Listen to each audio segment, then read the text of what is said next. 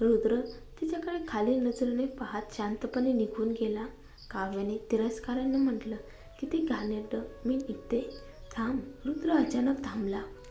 काव्या आपल्या केबिनमध्ये जाऊन सामान आवरू लागली, पण अचानक दरवाजा उघडला. ती दचकली. रुद्र समोर उभा होता. तिच्या हाताला धरून डोळ्यात संताप आणि काळजी एकत्र दिसत होती. काव्या, त्याने हळू आवाजात म्हटलं. काव्या थोडी गोंधळली. आता काय झालं तुला? रुद्राचा आवाज कठोर झाला. आज तू त्या राजदीपसोबत अशी पेन्स लावलीस, ती काय होती? एवढी घाणेरडी अट का मान्य केलीस? तुला पैसे लागतेत का? सांग, मी देतो तुला. तू तुझ्या लहान सहान कंपनीचा प्रकार बंद कर. मी शिवायला फंड देतो, पण असं वागणं बंद कर. काव्याने उपहासाने हसत विचारलं, घाणेरडं वागणं? हो, मीच खालच्या स्तराची, तुझ्यासारखी उच्चभ्रू नाही. तू आणि तुझी जेसिका, तुम्ही दोघं तर राजमहालात राहणारे लोक, पण बाहेरचं जग एवढं सोपं नाही रुद्र. जर मला माझी कंपनी वाचवायची असेल तर मला अशा लोकांशी व्यवहार करावेच लागतात. तू म्हणतोस ना तत्त्व, पण त्या तत्त्वावर कुणाचं पोट भरत नाही. म्हणजे तू खरंच तयार होतीस त्या माणसाच्या हातात खेळणं व्हायला?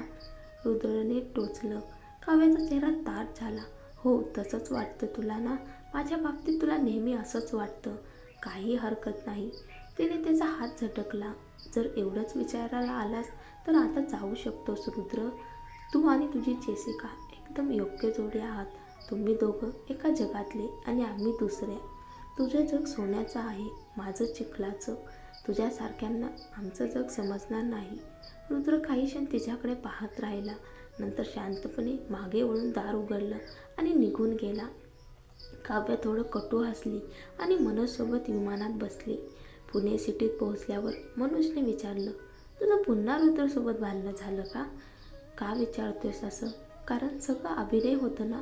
मी सगळं तयार ठेवलं होतं. तू हरशीलच असं होऊ शकत नव्हतं. काव्या हसली. त्याला काही फरक नाही पडत. त्याच्या नजरेत मी नेहमीच घाणेरडी स्त्री आहे, त्यामुळे मी काय केलं त्याला आश्चर्य वाटणार नाही. बरं झालं, प्रोजेक्ट तरी मिळाला. आता निदान आमचं काम सुरू होईल. थोड्याच वेळात काव्याला शाळेकडून फोन आला. त्यांच्या प्रस्तावाला मान्यता मिळाली होती. शिवाय आश्चर्यचकित झाला आणि लगेच तिच्याकडे आला. हे काय झालं? काय केलंस तू? काही नाही, थोडं बोलून घेतलं आणि हे सगळं माझ्यामुळे झालं होतं. राजदीपनं आपल्या मागे काही घाणेरडे खेळ केले. शिवाय म्हणाला, हे तुझं माझं दोघांचं काम आहे. काव्या, अशा गोष्टी एकटीने करू नकोस. मीच गोंधळ घातला होता, म्हणून सगळं नीट करायचं ठरवलं. गोंधळ तू नाही, रुद्रने केला होता, शिवायने थोड्या रागाने म्हटलं. दरम्यान रुद्र परत गायकवाड घरामध्ये गेला. त्याचे आजोबा टेबलावर फोटोचा गठ्ठा फेकत म्हणाले, ही बघ त्या बाईचे कारनामे. रुद्रने फोटो उचलले. त्यात काव्या दिसत होती, राजदीपसोबत कॅसिनोमध्ये जुगार खेळताना, पूर्ण शांत चेहरा घेऊन.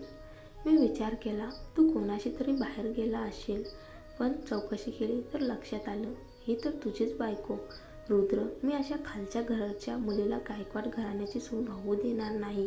तू तिच्याशी संबंध तोडले नाहीस तर मी करीन. दादासाहेब संतापाने म्हणाला. रुद्र शांत आवाजात म्हणाला, त्याची गरज नाही. आम्ही आधीच वेगळं झालो आहोत. खरं तर आम्ही कधीच एकत्र नव्हतो. ती फक्त मुलांसाठी इथे राहिली होती. काय? दादासाहेब अविश्वासाने म्हणाला. मुलाला शस्त्रक्रिया लागते म्हणून मी सध्या खाली काही केलं नाही, पण बाकी सगळं संपलं आहे. दादासाहेबांनी संशयाने त्याच्याकडे पाहिलं. तू नेहमी म्हणायचास जेसिका योग्य आहे. ठीक आहे, मी तिच्याशी साखरपुडा करायला तयार आहे. दादासाहेब क्षणभर थबकला, पण रुद्रचा चेहरा पाहून खात्री पटली की तो गंभीर आहे. बरं मग? दादासाहेबने हसत मान हलवली. तो बाहेर निघाला. विवेक कुठे आहे? त्याने विचारले. साहेब, तो थोडा घाबरलेला असतो रुद्रपासून, पण तो आपल्या अपार्टमेंटमध्येच राहतो. नोकर म्हणाला. ठीक आहे, चल थोडं फिशिंगला जाऊ. आजोबा व्हीलचेअरमध्ये बसून नदीकिनारी पोहोचला.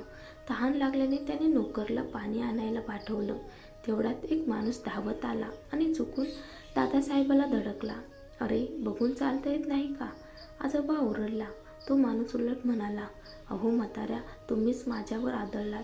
आता पैशाची उकळी काढायचा प्रकार चाललाय का? आजोबा चकित झाला. अरे, मी पडतोय आणि तू मला फसवणूक करणारा म्हणतोस? तेवढ्यात तिथे गस्त घालणारा पोलीस आला. तो माणूस ओरडला, साहेब, हा म्हातारा मला फसवायचा प्रयत्न करतोय. मी त्याला हात लावलाच नाही. त्यावेळी आयशा आणि आदित्य रस्त्यावरून जात होते. आयशा म्हणाली, तो बघ, एखादा म्हातारा माणूस त्रासात दिसतोय. आदित्यने विचारलं, तुला कसं कळले की तो त्रासात आहे? माहीत नाही, पण मन सांगते, चल बघूया. त्यांना अजून माहीत नव्हतं, तो म्हातारा म्हणजे दादासाहेब गायकवाड, आदित्यचा पणजोबा होता. म्हातारा साध्या पण स्वच्छ कपड्यात होता. कपडे फाटले नव्हते, पण त्याच्या वागण्यात काहीतरी वेगळं गांभीर्य होतं. चेहऱ्यावर स्थिर भाव. तो पुन्हा पुन्हा म्हणत होता, त्याने मला ढकललं, मी काही केलं नाही, त्यानेच मला ढकललं. थांबा जरा, बघा लोकांनो. समोरचा माणूस जो स्वतःला निरपराध म्हणवत होता चिडून म्हणाला, बघा साहेब, हे असले म्हातारे लोक आता फसवणूक करायला बाहेर पडतात. तरुणपणी लोकांची फसवणूक केली असेल, आता म्हातारपणी वयाचा फायदा घेतात. पैसे नाही तर घरात बसाना, बाहेर येऊन लोकांना फसवायचं काम काय? पोलिसांनी भुवया उंचवल्या. तुमचं कुटुंब नाही का? मोबाईल तरी आहे का? त्यांनी विचारलं. नाही, म्हाताऱ्याने शांतपणे उत्तर दिलं. त्या माणसाने पुन्हा हल्ला केला. कोणाकडे मोबाईल नसतो आजकाल, म्हणजे हा नक्की काहीतरी खेळ करतोय. फसवणूकच आहे ही. आजोबाने डोळे मिटले आणि मनात विचार केला, नोकर एवढा वेळ पाणी आणायला कुठे गेला असेल? साहेब, हा सहकार्य करत नाही, म्हणून आपण दोघं पोलीस ठाण्यात जाऊया, पोलीस म्हणाले. तेवढ्यात दोन लहान आवाज एकदम म्हणाले, थांबा, आम्हाला वाटतं हा आजोबा फसवणूक करणारे नाहीत. सगळ्यांचे डोळे त्या दोघांकडे गेले. ते होते आदित्य आणि आयशा. कुठून आलात तुम्ही? ह्यांचे नातू आहात का? एकत्र खेळताय का? तो माणूस उपहासाने म्हणाला.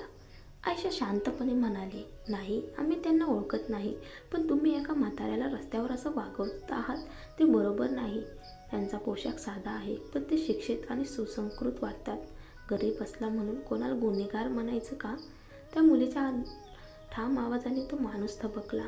अगं गप्प बस, तुझ्या आईवडिलांना बोलवीन आणि त्यांनी माफी मागितली नाही तर तुला शिक्षा मिळेल. मी पुरावा मिळवते, आयशा म्हणाली आणि रस्त्यावर नजर फिरवली. इथे ट्रॅफिकचे कॅमेरे आहेत. तो माणूस हसला. तू काय डिटेक्टिव्ह आहेस का? मुले आजकाल कार्टून बघून स्वतःला शेरलॉक समजतात. आयशा फोन काढत म्हणाली, इतकं सोपं आहे हे? विश्वास नाही वाटत? कॅमेऱ्यातूनच पहा. कॅमेरा? तू काय म्हणतेस? बघा, समोरच्या सिग्नलवर ट्रॅफिकचे CCTV आहेत, ती म्हणाली. पोलिसांनी भुवया उंचवल्या. ते तपसायला ट्रॅफिक विभागात जावं लागेल. नाही, गरज नाही, आयशा शांतपणे म्हणाली. मी हॅक करून दाखवते. काय म्हणालीस तू? पोलीस चकित. माणूस जोरात हसला. कार्टून बघून आले आहे बहुतेक. क्षणभरात आयशाने फोनवर काही टॅप केलं आणि म्हणाली, झालं बघा. सगळ्यांचे डोळे विस्फारले. फोनच्या स्क्रीनवर स्पष्ट दिसत होतं की तोच माणूस आधी धावत येऊन म्हाताऱ्याला धडकला होता आणि मग उलट त्याच्यावर आरोप केला होता. तो माणूस दिसला. हे कसं शक्य आहे?